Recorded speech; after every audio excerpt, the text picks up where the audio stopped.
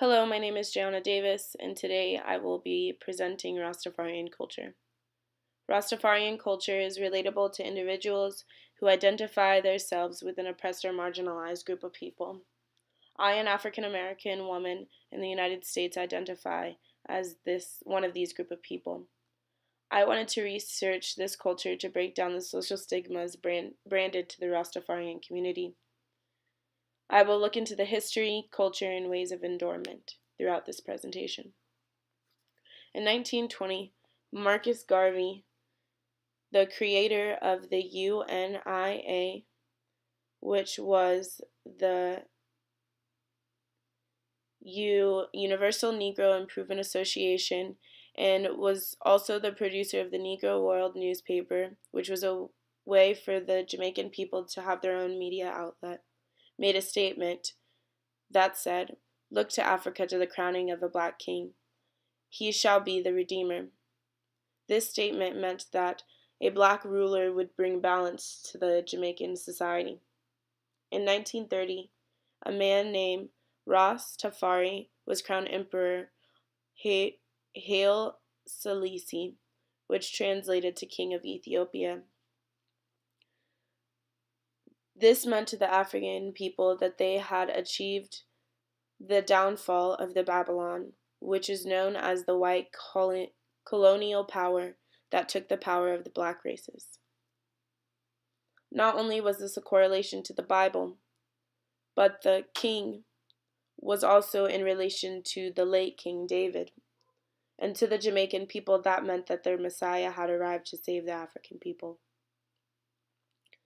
This amazing event started what we know as today as the Rastafarian movement. This movement was born in Jamaica, but it has spread throughout the world in countries like the United States, Great Britain, and others as well. Overall, their culture has been officially recognized and can be seen as a revolution to becoming more in relation to countries like Cuba and the Third World. There are a number of different subgroups within the Rastafarian culture. The first group of individuals were called the Orthodox. They wanted to connect Christianity and Rastafarian belief to structure their lifestyle. These people identified themselves with the well-known hairstyle dreadlocks and also with black-colored tams, which is basically a dreadlock head covering. The next group of people was the 12 tribes of Israel. They did not all wear dreadlocks, but they identified themselves with multicolored tams of red, green, and gold. Bob Marley, who was an influential music artist in the Rastafarian community and a well-known reggae artist in the United States, was a part of this subculture.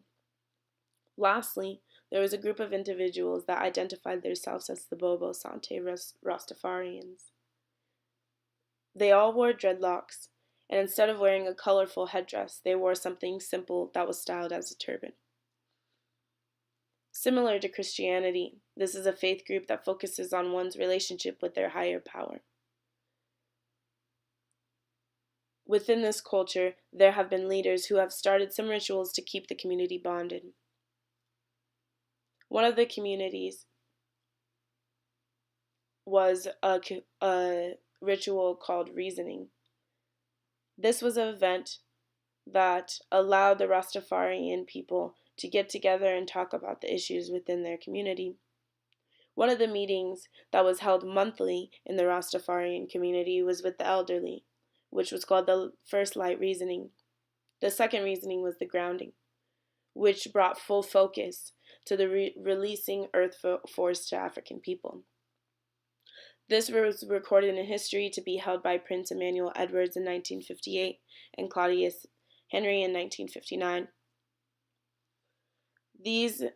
The last ritual that one of the other rituals I will talk about is the Nymphoming Assemblies, which were based on the Rastafarian calendar. These lasted up to 3 to 7 days. They were festival-like environments with food and smoking ganja, and they were reasoning through issues within the group. These holidays are as listed: Ethiopian Christmas, January 2nd, anniversary of Haile Selassie coronation, held on November 2nd, which lasted up to 9 days, and lastly, the Rastafarian New Year on September 11th. In 1941, there was a group of 600 Rastas that named themselves the Pinnacle. These group of people discovered the benefits of smoking ganja both physically and spiritually, and this later led to the Rastafarian biblical belief in the herbal plant. This was used as a spiritual connection to the Jah, and not like the United States recreational use. I will also talk about some endowments. The first endowment I will talk about is dreads. This was a hairstyle used within the Rastafarian community. It is a biblical injunction against cutting your hair, so they embraced it by having dreadlocks. This symbolized the Lion of Judah within each individual, and the dreads represents the lion's mane. The lion is an animal that is respected and is also humble. Another powerful adornment was the crowns. They had 4 colors that were incorporated in the designs that were based off of each individual. Red represents the church, yellow represents the wealth, green represents the vegetation, and black represents Africa as a continent. Some cultural research that was found within this paper was the belief that the authority within the Rastafarian community was seen as Babylon. The Rastas were resistant to their authority, and that created crime. That led to the reputation that the Rastafarian people are violent, which was only trying to translate that they were anti-capitalist, and they believed that they can grow and support themselves through street vending. Another social structure that I saw within the Rastafarian community was the relationship between men and women. Men were seen to be treating women poorly, as though they believed women were below them. In the United States, in Dallas, Texas, there were records saying that the Rastafarian men were the best men to the Rastafarian women in that community. They didn't have an appreciation for women. They believed that women must do as they please, and if they did not, they would be beaten. The last cultural thought I had on the Rastafarian community was their diet. I discovered that they were pescatarians. They ate everything except for shellfish.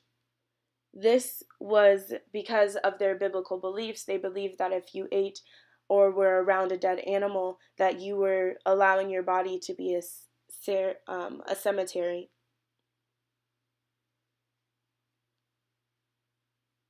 Within this paper, I discovered a lot of things about the Rastafarian community. I allowed myself to relate to their culture because of my experience within the United States. This was a community that adorned themselves, but were not adorned by those outside of their community.